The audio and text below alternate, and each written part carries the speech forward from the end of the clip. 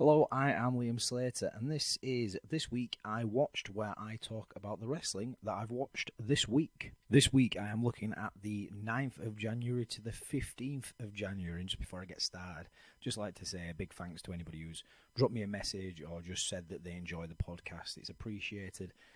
Again, I'm really doing this because I watch a lot of wrestling, and it's something that I like talking about. So the fact that people enjoy it, they get something out of it, is really cool. I'll say it again. If there's ever a match that you think, oh, this would be interesting, I wonder what Liam's take is on it. Not that I'm holding myself in like a high regard with takes, but you might think, oh, this might be an interesting one to watch. Please feel free to send me any matches over that you'd like me to watch and discuss. Because, again, I think the more that we talk about wrestling, the better understanding we get out of it, and the more enjoyment that we get from creating wrestling as an art form. But with that out of the way, let's get kicked into this week's wrestling. Kicking off the week in the very current modern era, I was watching AEW Rampage, and it was Moxley and Danielson against Top Flight kicking off the show. I really enjoyed this. I thought it was a lot of fun. It had, I'm saying like long, not so much like time-wise, but in terms of like percentage of the match, it was a long back end, and I think it's almost needed nowadays to keep tag matches interesting. I think the formula of tag matches of like a long heat building towards a hot tag is a bit passé. It's a bit of a bygone era. I think FTR do a really good job of avoiding that, I don't know, I suppose, cliche. It's there for a reason. It's there to help us build a match, but honestly, the more that we can get around it, the better. So this had a longer back end, which again helped it to stay interesting throughout it. Rampage pretty much always starts strong, so like it delivers like a main event, basically straight out the gate. It's a regular occurrence that they do for AEW, and this is no different. So it feels like a main event, despite it being first on the card, and they'll have gone into this match knowing that that was the criteria that was expected of them. They were expected to have a big banger of a match, to use a phrase that a lot of people like using at the moment. There's a couple of nice little story moments in it, like Top Flight fighting in the beginning, and then later on, like Moxley starts to fly. So like there's this nice almost contrast of styles where both teams are almost coming out of the comfort zone to match the other ones. The only person that doesn't get engaged in that is Daniel, not Daniel Bryan, that's his old Fed name, Bryan Danielson, who is, you know, the epitome of just the all-round best wrestler in the world. Anyway, I will continue on. I think Top Flight have grown and settled in. It shows in their work. If you can find it, go back and watch some of their really early AEW stuff, and you can see them trying to piece stuff together, trying to put stuff together, and it just not coming off crisp. I think the time that they've had, even though Darius has been injured, they've really settled in, and I think it really shows, and I think they could be a really valuable team for AEW coming in the next couple of years. Who is better out of the two? When they first came in, I would have said Darius. I'd said Darius has the better build to him, the better look to him, had the better physicality to him, but honestly now it's Dante. The time that he's had for the singles and working those people that he's been working like for the last year and a half has been easily the best thing that could have ever happened to him. Unfortunately, he's probably one of the worst things that could have happened for Darius, because now he's got to try and catch up to that. I'm sure he will do. He's a very competent wrestler who looks good in the ring, but you can see the comfort from Dante now more than ever. And if there was somebody that needed that, it was Dante. Now, like I've just said, I think Top Flight could be a fantastic team as an asset, but also I think it could go a way of Dante being the breakout star from it and Darius lingering. But I hope that doesn't happen. I hope Top Flight have a really long and successful career under them. And also just a shout out to Danielson, who has just wonderful crowd control. I will say this now. For me, I don't think there is a better wrestler of all time for variety and the capability to fill any role than Bryan Danielson. For me, he is the number one absolute best all-round wrestler of all time. You put him anywhere on a card and he will succeed, and he will do it incredibly well. Top babyface, top villain, lower card babyface, lower card villain, comedy, hardcore, fighting, strikes, submission, flying, everything that he does, he just excels at. Honestly, there isn't anyone better than Danielson. I would love to see some people argue for other people. Maybe Eddie Guerrero. And then that's a real debate. Outside of that, I don't think there is anybody else. Next up, I love some classic Ring of Honor. So I watched Nigel McGuinness against Jerry Lynn.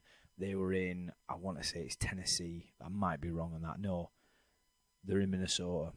They're somewhere that they're billing as Jerry Lynn's like new hometown, like he's moved there or something like that. Anyway, it's during Nigel's Ring of Honor World Championship run, and I love Nigel. I think this era of him is fantastic, and I spoke about this previously. What I will say is he's extremely good at building matches, and especially building a back end. Last week or the week before, I talked about him and Kevin Steen, and then this week I'm talking about him and Jerry Lynn.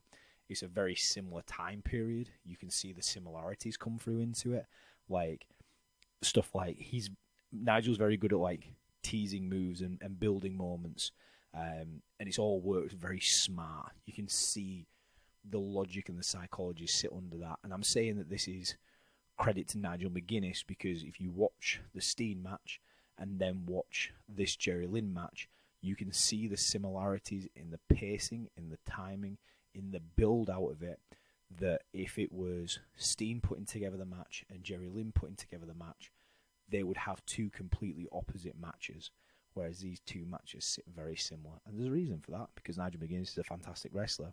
He's the champion, and it's based around his reign.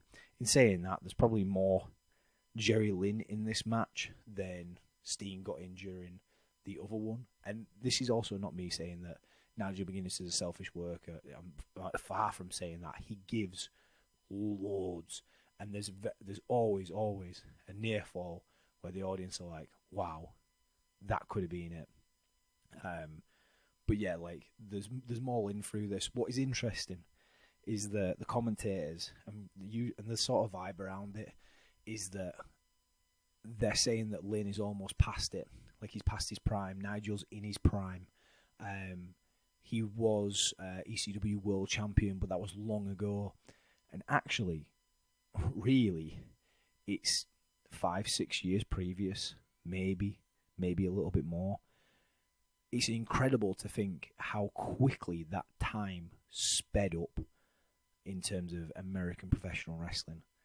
From the end of 2000, 2001, where there's WWF, ECW, WCW, to just 5-6 years later, where that landscape has completely changed and all those wrestlers are now considered past it. You now look at the current climate of wrestling, and someone who was in Jerry Lynn's position is probably reaching like the peak of his career right now. Like Jerry Lynn and AJ Styles started at fairly similar times. Jerry Lynn's probably got like a little bit more on him, but in terms of rise to prominences, similar-ish. AJ Styles is like a couple of years after him, and it's just a world of difference that you look at through that. I might be understating Jerry Lynn's tenure there, but point still stands. The wealth of time that passes in the early 2000s is just ridiculous. And something else to consider on that is that at this time period, ROH are doing DVDs and distribution. So it's funny to think in terms of this is really the first period in time where people are sitting and they're able to redigest the wrestling that they've watched. So spots can be more, I want to say intricate, but like they can be more layered. There is more nuance to it, whereas just a couple of years prior to that, they'd have been wrestling for TV and TV only, which means that it's on and then it's done. Unless you're recording it, which not many people are doing, you've seen it, it's gone. So the nuance of it can't sit that deep because you've got to react at that moment. It's a really interesting divide point because now we live in a world of streaming wrestling where you can go back and watch the same match time and time and time again. I'm sure there's plenty of people that have watched Omega and Ospreay wrestle 5-6 times. Hi, Joe Wade. That because it's there and it's available. Previously, that wouldn't have happened unless you bought the VHS, and even that was ages after it's come out. So it's ROH around this time point is a really interesting study that I would love to dig deeper into. But yeah, overall the match is fun. Nigel's great through it. It's not a killer match by any means, but serves its purpose as a main event for a smaller ROH town. And speaking of streaming wrestling, I was on to IWTV next. I was watching Alex Shelley against Nick Wayne at West Coast Pro from just a couple of weeks back, I believe. This was recommended by Leon. He'd mentioned about the finish that was quite an interesting finish. So I watched the match based out of that. And also, it's Alex Shelley, so of course I'm going to watch the match. It's a really fun match. It's on just before the main event, so you can sort of feel that they're working slightly differently because they know what's about to come up in the main, or they know that the main's got this, this, and this, so we need to go a different tangent out of it. I also think Alex Shelley is a very versatile wrestler in what he does, and he can cater that style to it. And I think this was also a test for Nick Wayne, wrestling someone that is more of a submission-based guy, whereas Nick Wayne has been very fireworks at the moment. It's a really interesting finish in that you often see when someone has a submission like the Border City stretch or a crossface type of thing, to be pulled into a pin, 1-2, and then kick back into it again. The finish of the match is Border City stretch, roll through, 1-2-3, kick, and Alex Shelley almost diving back on again to continue the match.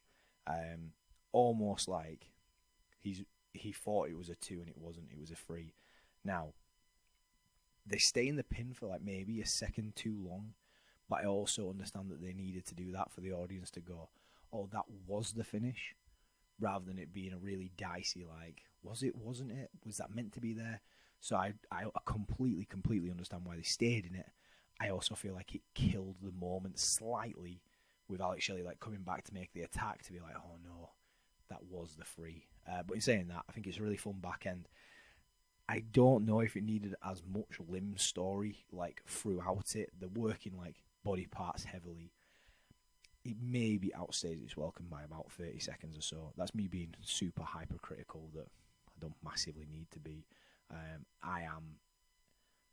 I'm a real bastard for going, maybe we don't need as much heat. Like, it's one point within wrestling that I feel like often can get too held on.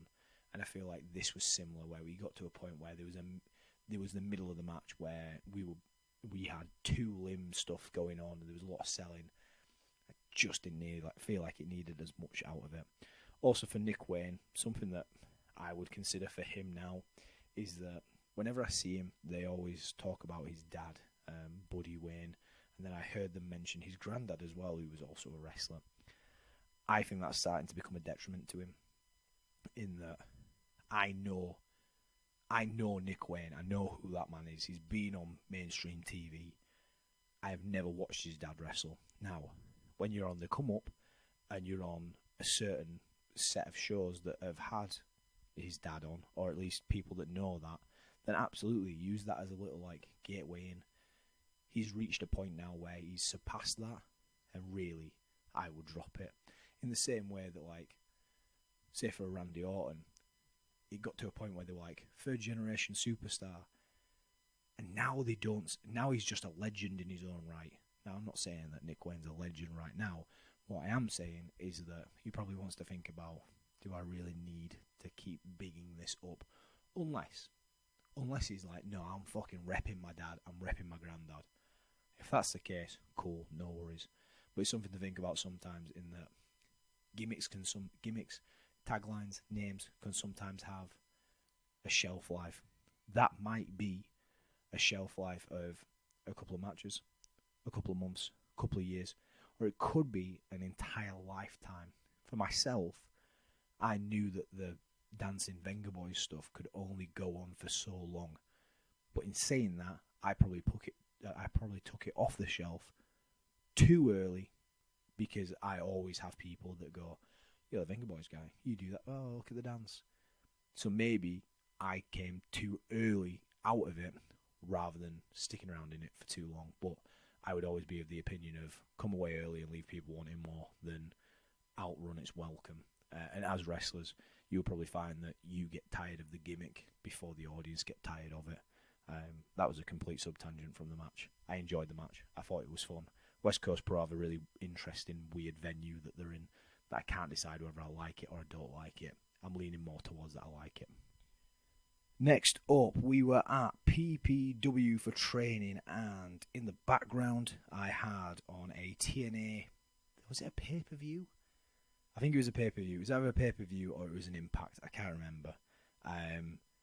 Basically, it was Kid Cash against Christian York. I watched it. Stuff happened. That was it. I didn't. It was a fine... So TNA do a great job on their YouTube of posting old pay-per-views and then now old Impacts. It's wonderful because some of the X Division stuff is incredible, and there's some stuff on there that I remember from like growing up and watching it on Challenge and Bravo and stuff like that, and I'm like, yeah, this is great. This was from, I think it's 2010, 2011. They're in the square ring. They want it to be X Division, but it's not the same X Division as it was in like the late 2000s, which they're just killing it then. This is fairly ploddy. It's fine. Don't get me wrong. It's absolutely fine. But it's not. So I couldn't tell you what happened during it. Now, in saying that, I wasn't sat in an environment where I was like, right, I'm really intrinsically watching this. But at the same time, like, it wasn't doing anything to like catch my attention as such. Impact seemed to go through a phase. Anytime that I watch Kid Cash, he's in a match where he loses, but he batters the other person. It's like real consistent from this time period in TNA or Impact, whatever they would call themselves at that point. I like TNA, Impact, but yeah, the early 2010s were not a good time for them. Aces and eights, man, what a terrible stable. With a little bit of time to spare, I say a little bit, I was able to sit and watch some wrestling in a bit of a downtime. I caught up with some Enjoy Wrestling, and this was Lee Moriarty and Ali Catch. Enjoy Wrestling are based out of Pittsburgh. They have a really, really solid YouTube channel that has a really good production behind it. Something that Enjoy Wrestling try to do as much as possible is use a really diverse roster, and the audience are there for everything. Like, they are a very supportive and giving audience. You can really feel this sense of community that lays within Enjoy Wrestling. And also they put on some banging wrestling, which, you know, all goes together. I really enjoyed this match. I thought it was really fun. I'm a big fan of Lee Moriarty and his style. I think he's very good at the style of wrestling that I enjoy. He brands himself as Tiger style, does some like the European style wrestling, also has some Lucha Libre influences in there, gets some throws and stuff like that. And overall, I'm a big fan of his aesthetic. He's very, very good at that, and you can tell that he's put the time into it. What's nice to see is that on mainstream TV, he's been able to keep that rather than lose that. I also thought Ali Catch holds a presence really well here and presents herself extremely well. I've been hit and miss on Ali Catch. Sometimes I'm like, yep, totally get this. Other times I'm a bit like, I don't know if I do or not. But she holds herself extremely well through this. It's surprisingly quite a long match, but in saying that, the audience are totally with them. But as I've mentioned, like, it's a very, very favourable audience, and maybe a less favourable audience wouldn't have felt the same through it. I say favourable in that, and I've watched Enjoy a good couple of times now to know that they are reacting for everything, maybe whether it needs a reaction or not. But I also think it's infectious that because they are reacting to stuff, it then becomes this built-in nature of like, oh wow, yeah, let's react to everything. But they're very, very on side with the match, and that comes into every show, everywhere. You know, you have a good audience, the wrestling feels better. You don't have an audience there, as we saw through the pandemic, and the wrestling can really struggle through it. It's a really good back and forth contest with like good periods of control, which was nice. It didn't feel like it dragged at any point. It just kept moving really nicely. There's a lot of like rule of three moments through the match, but I didn't mind that, nor did I think it was super obvious. I was looking at it from like a critical analysis point of view. As an audience member, I don't think you would look at it that way. So example, the finish, Here comes the border stretch again. Oh, the border city stretch. Lee Moriarty locks in the border city stretch. He's already had it in previously. He then goes to hammer fist and then goes back into the border city stretch where Allison catches out. Or Riley catches out, sorry. Across the board, like, again, the match was just really fun. Like, hit some really big moves and some near falls out of it, but then in saying that, it just built nicely. And I say nicely is probably not the best word for it. It's a really fun watch that, if you were to break it down, wouldn't be too complicated in terms of the structure of it, but there was still enough layers in it. And I think like the rule of three thing is something that people can use as a structural device that allows them to go this and this and this, or this to this to this, which then allows you to do more while making it make sense. Rather than it be three random bits, if those bits can link together, you can follow a path and a narrative through it. The finish was very Blackpool Combat Club. So, to ask the question, should it have been Lee Moriarty that was part of the Blackpool Combat Club over Wheeler Yuta? I think that's something that people will look back on over time and go, maybe this should have been executed this way with it. I think it's already starting to happen. I mean, there's the whole question of like Daniel Garcia and like, was the trigger missed from it? It'll be an interesting one to look back on over time when people have settled. I'm pretty gutted for Lee Moriarty that he's ended up in like a non-faction of people that just exist, because I think he deserves better than that. But hey, who am I to say? So, a question for the audience. Feel free to drop me a message on it if you want. Should Lee Moriarty have been in the Blackpool Combat Club over Wheeler Yuta? I'm back to ROH in 2006, and I was watching Kenta and Marufuji versus Samoa Joe and Bryan Danielson. God, I don't know if anybody else struggles with like calling Danielson like the correct name, but the years of like watching him in WWE is stuck in my brain. Anyway, Danielson looks like he's having a wonderful time through this match. He's just beaming throughout it, and it's really fun to watch him go through. There's plenty going on in the back end, but it's not overly complicated as such. Like I was talking about previously with Enjoy, when the audience are on side, it makes life loads easier. And the ROH audience at this point in time are like, we want this to be the best wrestling possible, and we appreciate what you're doing, so we're absolutely there for absolutely everything. They lose their mind on several occasions for stuff that isn't, in quotation marks, complicated. And I'm saying complicated as in, I would say, a Young Bucks, Lucha Bros, fucking Death Triangle style of match is complicated. It's stuff on stuff on stuff on stuff. This match isn't that, but it runs extremely well. They take a load of time in the beginning, but the action like really picks up towards the back end. I think both ROH dudes and Kenta look like absolute stars. Marufuji, I'm not there with as much. He almost feels like the spare part in the mix because Kenta's got this stuff going on with Samoa Joe. Danielson can just literally work with everybody, and it just sort of feels like Marufuji's a little bit there, which is a shame because I would have liked to seen everybody shine through it. This era of Kenta, I absolutely fuck with. So, like, I was talking last week about Kenta and Speedball Mike Bailey, and I was like, not too sure about this, I'm not too sure about that. However, Kenta, 2006, with the yellow and burgundy trunks on, absolute star, looks fantastic, moves well, great confidence and build around him. So it's interesting to see how people evolve and change over time. The finish of the match is Kenta going over on Danielson with a go to sleep. Danielson's the Ring of Honor World Heavyweight Champion at this point. I think that's a really cool finish, and I think it's a great call for them because then it puts the belt in jeopardy. But then Danielson's such a good wrestler that it doesn't diminish him at all. It also means that Kenta then is lined up for a World Heavyweight Championship match, knowing that he's pinned the World Heavyweight Champion, which is really simple storytelling, but something that I think ROH did very, very well during this time period. Final match that I watched this week was Bull Nakano versus Bison Kimura. from All Japan Women's Wrestling in 1991. It's quite a short contest for All Japan. I think the video in total was about 17 minutes. So with entrances, you're probably looking at about a 15-minute match. Considering some of the All Japan matches that I've watched have been like plus 40 minutes, this is quite a short one. I honestly enjoy the women's All Japan, or All Japan's women wrestling, way more than I do All Japan men's wrestling. It's a struggle and a slog sometimes to get through, whereas on the women's side of stuff, I want to say it's the Yoshis. I want to say Yoshi is a term.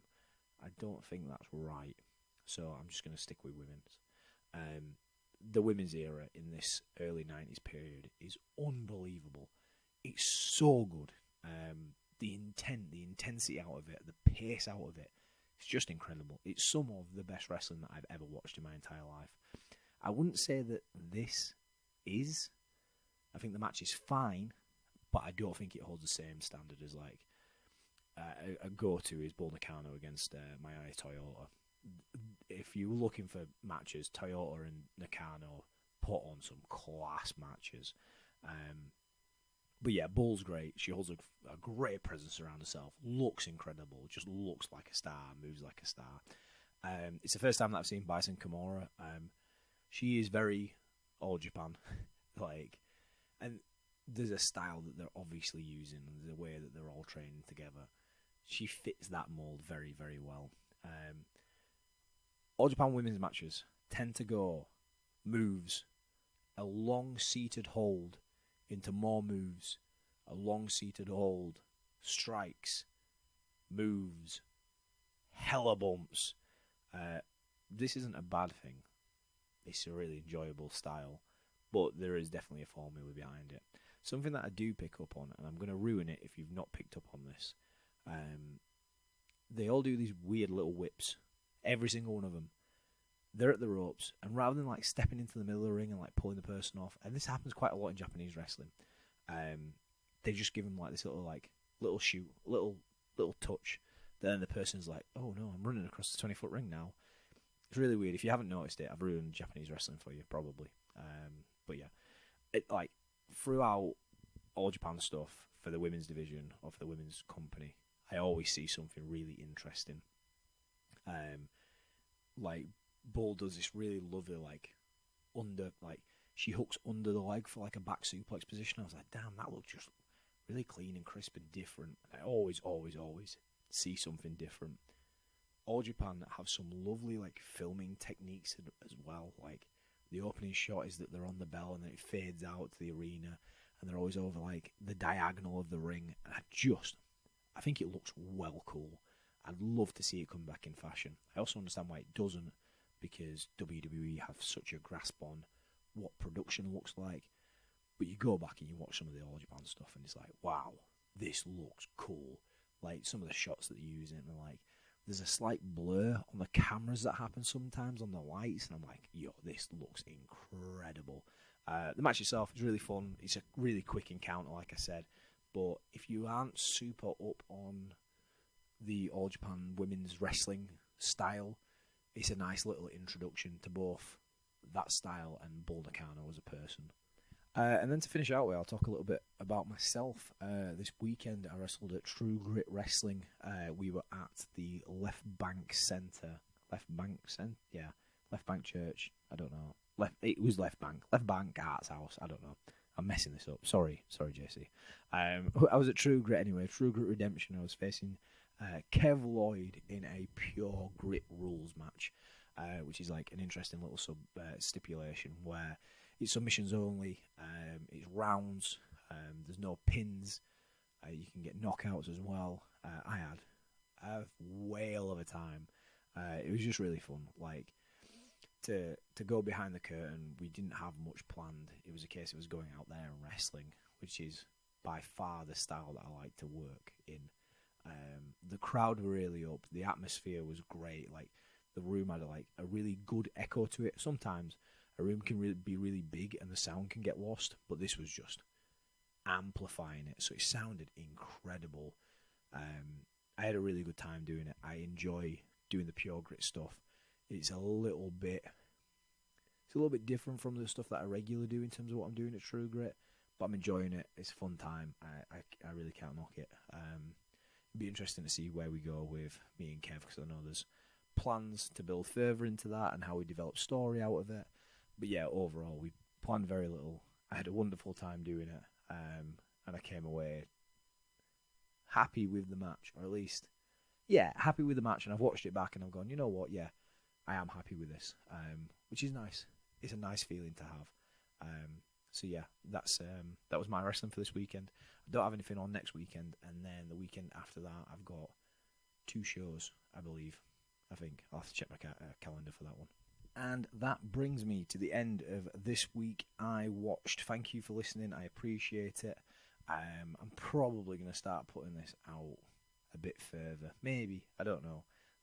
If you've enjoyed it, thank you very much. I appreciate your time for listening. If there's any matches again that you would like me to watch, please feel free to send them over, but I will find stuff. As always, I'll try and link matches the best that I can in the description. And with that, I will catch you next week.